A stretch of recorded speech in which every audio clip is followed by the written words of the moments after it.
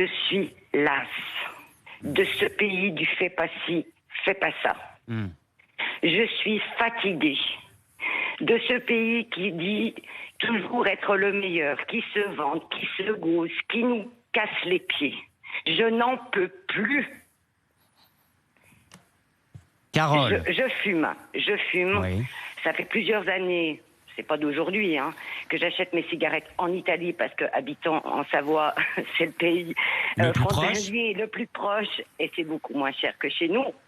Alors oui, les gens vont me dire, oui, elle fume, mais après il va falloir la soigner, nanani, nanana. Mais avec toutes les taxes et tous les impôts que les travailleurs paient, je pense que j'ai le droit d'être soignée, j'aurais largement payé. Et de toute façon, si je meurs avant, vous n'aurez pas de retraite à me payer. Bon, voilà, Carole, avant que François-Michel Lambert vous réponde, écoutons Alexis parce que je crois qu'il partage votre colère. Alexis, bonjour.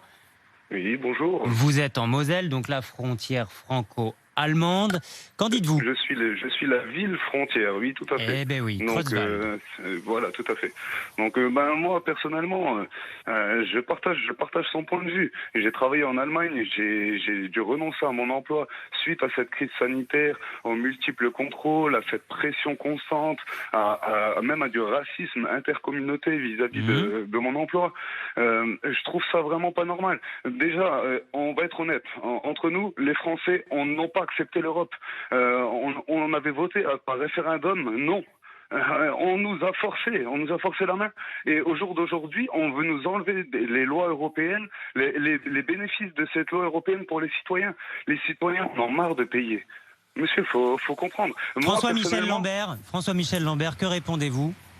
D'abord, répondre que l'impact sanitaire est colossal, 40 000 morts par an, 120 milliards d'euros au budget de la nation, soigner tous ceux qui sont atteints des conséquences du tabac, c'est 1800 euros par Français, du gamin, du bébé au vieillard, ça nous coûte 1800 euros par an, et aujourd'hui, on a très peu de recettes fiscales sur le tabac, seulement 16 milliards, 5 milliards nous échappent, bref, des chiffres, mais je veux dire, c'est pas neutre. Alors, nous, on est responsables en tant que députés. Vous nous avez confié de gérer le pays et de trouver des réponses par rapport à ces enjeux, et notamment sanitaires, par rapport à l'urgence budgétaire. Il nous faut agir. Et ça, c'est pour cela qu'avec Bruno Fuchs, avec sa proposition, moi, sur d'autres angles, et attaquer les majors du cigarette qui optimisent et qui font rentrer la cigarette en contrôle. C'est là aussi le combat, bien sûr, François-Michel Lambert. Ce sera d'ailleurs peut-être mieux accepté par les Français.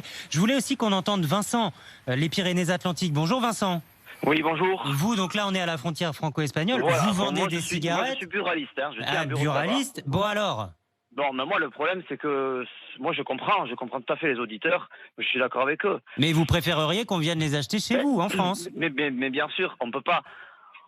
Moi, je l'ai vu, en fait, par rapport au confinement, où il a été interdit d'aller en Espagne acheter leurs cigarettes. Mais 12% de hausse des ventes de cigarettes en France pendant le confinement.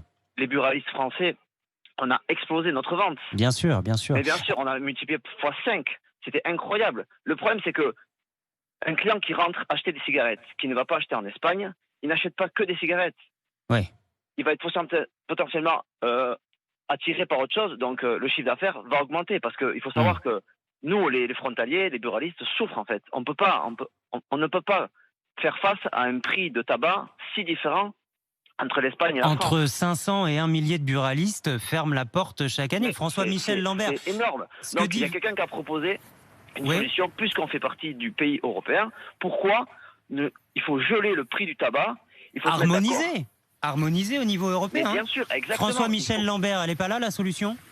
Oui, le prix du paquet de cigarettes est à 2 € en Bulgarie. Il va falloir convaincre les 27. L'harmonisation n'en est loin. Par contre, il y a d'autres solutions techniques qui peuvent permettre, notamment sur les pays en proximité, de bloquer ces ventes aux frontières.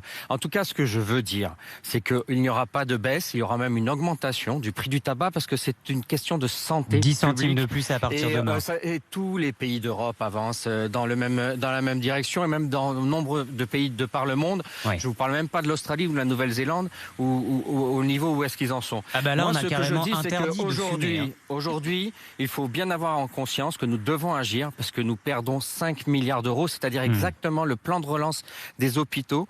Mais le plan de relance, c'est une seule fois. Nous, on le perd chaque année, ces 5 milliards.